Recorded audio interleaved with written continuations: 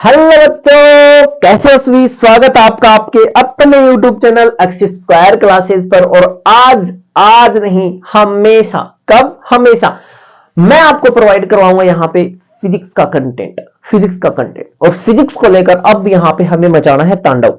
बात आपको समझनी है, बात आपको यह समझनी है कि फिजिक्स होता क्या है।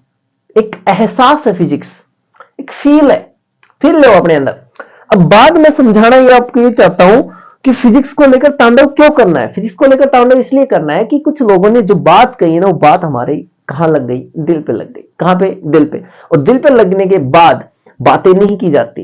दिल पे लगने के बाद कोई कन्वर्सेशन नहीं की जाती, सिर्फ किया जाता है तो क्या, action and reaction. Third law of motion आपने सुना होगा, उसका बारे डिस्कस करेंगे, अच्छे से समझाएंगे आपको विद एग्जांपल्स के साथ आपको थर्ड लॉ में समझाऊंगा, ठीक है। लेकिन उससे पहले मैं आपको बता देता हूं कि यहां पे हमें अपने सब्जेक्ट का ध्यान भी रखना है। किसका ध्यान रखना है? सब्जेक्ट का। लोगों का क्या है, लोग आते जाते रहते हैं, कहते रहते हैं, ठीक है, कोई नहीं, उनको भी कहने दो, उनका काम है। उनको मैंने फ्री में रख रखा, पगार नहीं देता उनको मैं, वो फ्री के वर्कर्स हैं, ठीक है ना। फ्री के वर्कर जिनको कहते हैं, जिनको पगार नहीं दी जाती।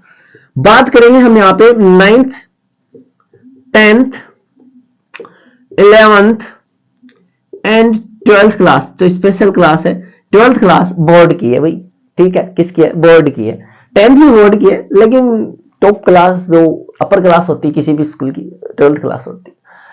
अच्छा, तो 12th क्लास की फिजिक्स की बात करेंगे, 11th का, 10th का और 9th का। सारी की सारी क्लासेस की फिजिक्स आपको मिल जाएगी। 10th और 12th के नोट्स भी आपको प्रोवाइड करवाए जाएंगे और 11th और 9th के नोट्स आप यहाँ पे वीडियोस देख देख कर कंटिन्यू आप अपने हिसाब से बनाते रहेंगे। हर कॉन्सेप्ट को हम क्लियर करेंगे, कोई भी डाउट आपके दिमाग में नहीं रहना चाहिए, कोई भी डाउट नहीं रहना चाहिए, ठीक है भाई। तो आज हम स्टार्ट करेंगे, आज से हम स्टार्टिंग हो चुकी है हमारी। ज्यादा देर की वीडियो नहीं है, बेसिक डिस्कशन करके जाऊंगा मैं इसमें सिर्फ। क्यों? क्योंकि कल सैटरडे है, कल से स्टार्टिंग कर नहीं सकते, इसलिए मैंने सोचा कि आज ही एक छोटी सी वीडियो शूट कर लेते हैं, ताकि आज से हमारी वीडियोस की स्टार्टिंग हो जाएगी। देखो, आज हम बात करेंगे 12th क्लास का सबसे पहला चैप्टर। कौन सा चैप्टर भाई? पहला चैप्टर। क्या नाम है? इलेक्ट्रोस्टैटिक। राइटिंग थोड़ी बहुत समझ में नहीं आए तो थोड़ा बहुत कॉम्प्रोमाइज कर लेना, है ना। थोड़ा बहुत कॉम्प्रोमाइज कर लेना। दिख तो रहा है? बिल्कुल भाई, बिल्कुल दिख रहा है, सही है, ठीक है। क्या कर रहे हैं कि इलेक्ट्रोस्टैटिक के बारे हम इसमें पढ़ेंगे। इलेक्ट्रोस्टैटिक में सबसे पहले बात ध्यान से सुनो, नाम क्या है? इलेक्ट्रो।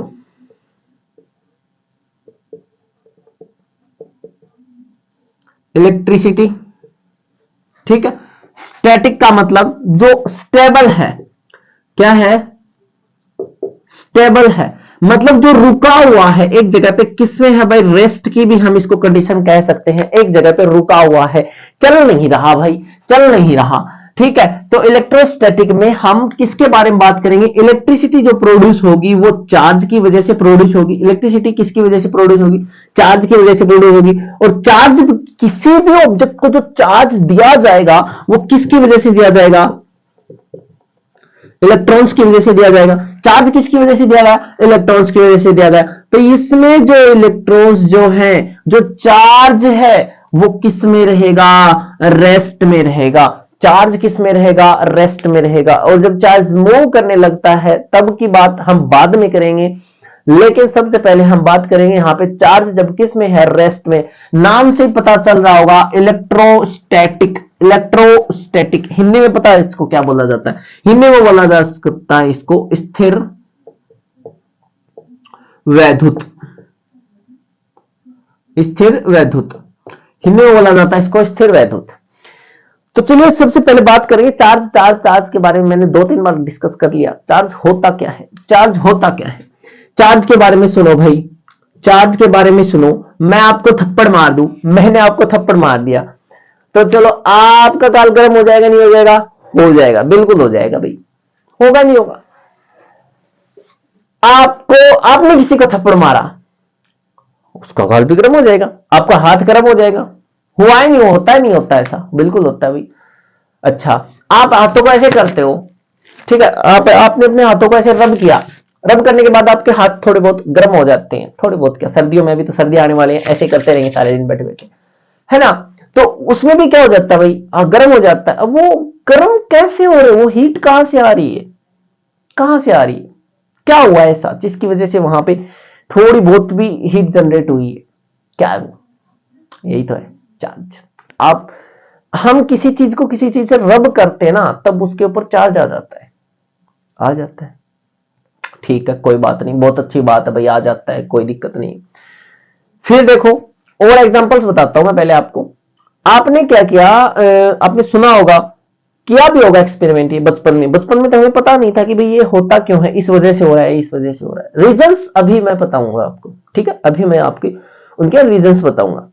रीजंस क्या है, ध्यान से सुनता जाइए, सुनते जाइएगा, ध्यान कंटिन्यूस। मैं जो एग्जांपल्स दे रहा हूं यहाँ पे, वो एग्जांपल्स आपके दिमाग में फीड होते जाने चाहिए, ठीक है। सुनो अब बातें, होता क्या है, आप कहेंगे कॉम्ब सुना होगा, कॉम्ब, उसको अपने सर में रब करते हैं ड्राई हेयर में, ठीक है, या फिर पेन को रब करते हैं। उनको जब अपने हाथों से रब कर रहे हैं, ऐसे रब कर रहे हैं, रब करने के बाद आप वो कागज के पीसेज को उठा लेता है, कागज के छोटे छोटे टुकड़ों को उठा लेता है, मिट्टी को उठा लेता है, उठा लेता नहीं उठा लेता। अब जनरली आप उसके पास लेके जाओ, नहीं उठाएगा, लेकिन आपने उसको रब किया, रब करने के बाद आपने उसको उठाया, मिट्टी के पार्टिकल्स को उठा लेता। भाई क्या पावर आ गई उसमें, भाई इतना ताकतवर हो जाएगा वो, मिट्टी के पार्टिकल्स को उठा रहा है, कुछ तो है ना ऐसा। फिर दूसरी बात, कागज के पार्टिकल्स को उठा रहा है, भाई अजीब अजीब हरकतें कर रहा है। क्या किया हमने, हमने उसको रबी तो किया है, रगड़ाई तो है, रगड़ने के बाद वो ऐसी हरकतें कर रहा है। चलो आगे और सुनो। आप देखते होंगे कि पंखा चलता रहता चलता रहता चलता रहता, उसके ऊपर धूल मिट्टी जमा हो जाती है, होती है नहीं होती, बिल्कुल होती है। अब सुनो वो होती क्यों है। अब जब पंखा चल रहा है तो एयर के साथ फ्रिक्शन होता है, नहीं होता, उसका होता है भाई, होने की वजह से, फ्रिक्शन की वजह से जो पंखे की पंखुड़ियां हैं वो चार्ज हो जाती हैं, और वो मिट्टी के पार्टिकल्स को अपनी तरफ अट्रैक्ट कर लेंगी, मिट्टी के पार्टिकल्स चिपक जाएंगे। और सुनो एग्जांपल्स, अरे बहुत सारे एग्जांपल, जितने आप सुनना चाहोगे उतने मैं आपको बता दूंगा। और सुनो एग्जांपल्स, टीवी होता है, टीवी होता है, अरे टीवी तो होता ही है भाई, इसमें क्या उतना इशू। टीवी हो, फोन हो, ये चलते हैं तब गर्म हो जाते हैं, हो जाते नहीं हो जाते, अच्छा हो जाते हैं, हो जाते हैं तो इनके ऊपर मिट्टी के पार्टिकल्स आकर चिपक जाते हैं, चिपक जाते हैं। कोई भी यूनिवर्स में कोई ऑब्जेक्ट है, उसके ऊपर मिट्टी के पार्टिकल्स चिपक रहे हैं, नहीं चिपक रहे, क्या है ऐसा इशू, क्या है, चार्ज। समझे मेरी बात, सारी चीजें मैं समझाऊंगा आपको। वो हो क्यों रहा है, किसकी वजह से हो रहा है, वो चार्ज की वजह से हो रहा है। मतलब क्या है, मतलब क्या है, charge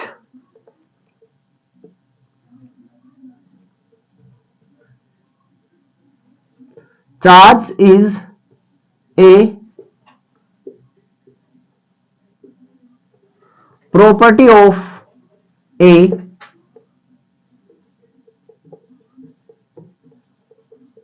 substance, matter, material, object, जो भी आप लिखना चाहो आपकी मर्जी है, कोई इश्यू नहीं है। चार्ज क्या है, प्रॉपर्टी है किसी भी सब्सटेंस की, मैटर की, मटेरियल की, ऑब्जेक्ट की, due to it felt the electrical phenomena. यह इलेक्ट्रिकल फिनोमेना को फील करता है, एक्सपीरियंस करता है। आप भी फील कीजिए, क्या फील करोगे, फिजिक्स को फील करोगे भाई। फिजिक्स को फील जब करना स्टार्ट कर दोगे ना, फिजिक्स आपको ऑटोमेटिक आने लगेगी। सब्जेक्ट नहीं है फिजिक्स, सब्जेक्ट की तरीके से मत देखो इसको, ठीक है। Charge is a property of substance, matter, material, object due to it field the electrical phenomena. Electrical phenomena का मीन्स क्या हुआ, इलेक्ट्रिकल फिनोमेना, यहां पे जो मैंने टर्म लिखी है इलेक्ट्रिकल फिनोमेना, इसका मीन्स है attraction,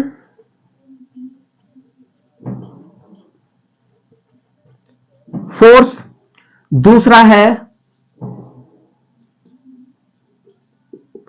repulsion force.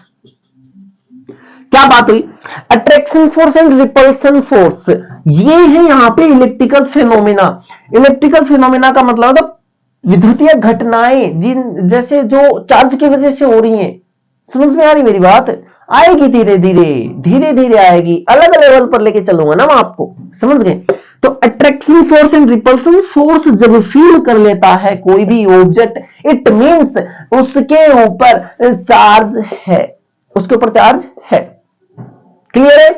Okay, no doubt. चलिए अब आगे, अब सुनो, चार्ज हो गया, अट्रैक्शन एंड रिपल्सन फोर्स को उसने फील कर लिया। डेफिनेशन को नोट कर लीजिएगा, charge is property of a substance. Spelling वगैरह में दिक्कत हो जाए कोई इश्यू मत पड़ा ना, मेरे को नहीं आती है, पहले बता देता हूं, ठीक है। हाँ, कंटेंट आपको ऐसा दे दूंगा, no tension. Charge is a property of a substance material object due to it felt the electrical phenomena. Electrical phenomena को एक्सपीरियंस करता है। अब इलेक्ट्रिकल फिनोमेना में आपको समझा दिया है मैंने, अट्रैक्शन एंड रिपल्सन फोर्स होता है। अब अट्रैक्शन कब होगा, रिपल्सन कब होगा, ये चीजें भी आपको समझाऊंगा, लेकिन उससे पहले हम पढ़ेंगे कि भाई ये चार्ज टाइप कितने का होता है। कैसे पता लगा कि भाई चार्ज दो टाइप का होता है। आपने सुना होगा चार्ज पॉजिटिव एंड नेगेटिव होता है, आपको आपके टीचर्स ने भी बताया होगा कि भाई charge is two types, positive and negative. वो होता कैसे है, उसका रीजन क्या है। चार्ज टू टाइप का होता है, उसका रीजन क्या है, सुनो ध्यान से। कैसे पता लगा चार्ज टू टाइप का होता है, मैं बताऊंगा ना। क्या किया कि भाई एक कांच ग्लास रोड को रब कर लिया कपड़े से, किससे, कपड़े से, ठीक है, कर लिया। अब क्या हुआ, उसको करके रब करके रख दिया, दोबारा एक ग्लास रोड से कांच को उसके कपड़े को रब कर लिया, कोई दिक्कत नहीं।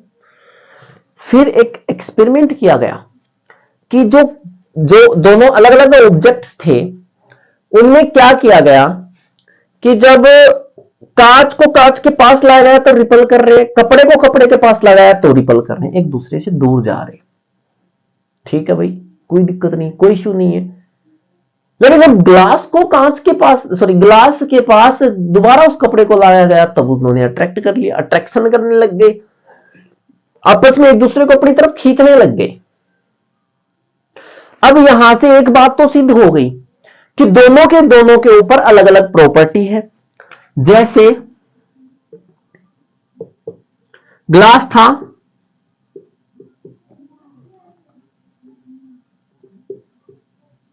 सिल्क क्लॉथ था, ग्लास रोड थी और सिल्क क्लॉथ था।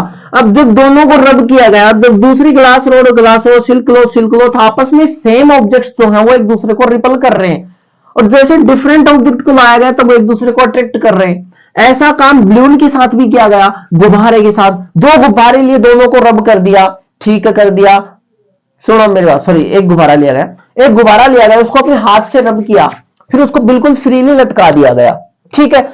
फिर क्या एक्सपेरिमेंट किया कि दूसरा गुब्बारा लिया और उसको भी बिल्कुल फ्रीली लटका दिया, और दोनों गुब्बारों को जब पास लेके गए ना, जब दोनों गुब्बारों को पास लेके गए तो एक दूसरे से दूर जा रहे, रिपल कर रहे, एक दूसरे को बिल्कुल दूर हट रहे अपने से। क्या हुआ यहां से ये पता लगा कि उनके ऊपर सेम प्रॉपर्टी का चार्ज आया है, सेम चीजें जो होंगी। अब चलो ये तो बात समझ गए भाई कि भाई सेम चीजें, कुछ तो ऐसा है जिसकी वजह से रिपल कर रहे हैं, लेकिन ये कैसा पता लगा कि दोनों के ऊपर सेम है। अब सेम है, इतना तो आप डेली लाइफ से भी रिलेट कर सकते हैं कि सेम चीजें हमेशा रिपल होती हैं, सेम चीजें हमेशा रिपल होती हैं।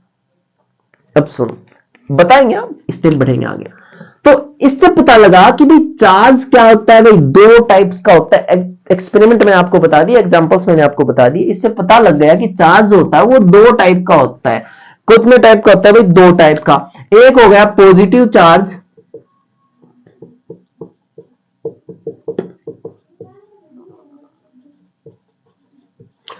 एक हो गया नेगेटिव चार्ज।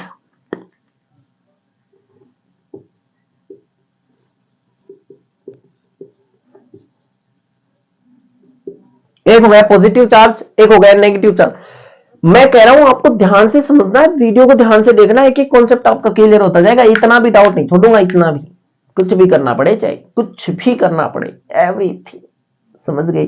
ठीक है, पॉजिटिव एंड नेगेटिव दो टाइप के चार्ज हो गए। अब इतना बेसिक आपको पता है कि पॉजिटिव पॉजिटिव में रिपल्सन हो जाएगा, सेम टाइप के चार्ज होंगे वो एक दूसरे को रिपल कर देंगे, दूर चले जाएंगे। डिफरेंट टाइप के होंगे वो एक दूसरे के पास आ जाएंगे, एक दूसरे को अट्रैक्ट कर लेंगे, ये चीजें आपको पता है। ठीक है, अब बात यहां पे ये करनी है कि पॉजिटिव कब आता है, नेगेटिव कब आता है, पॉजिटिव कब आता है और नेगेटिव कब आता है। अब मैंने आपको एक चीज बताई थी कि किसी भी एटम में क्या होता है भाई, इलेक्ट्रॉन्स का जब क्या कर देता है, वो लॉस कर देता है। कोई भी एटम इलेक्ट्रॉन्स का लॉस कर देता है।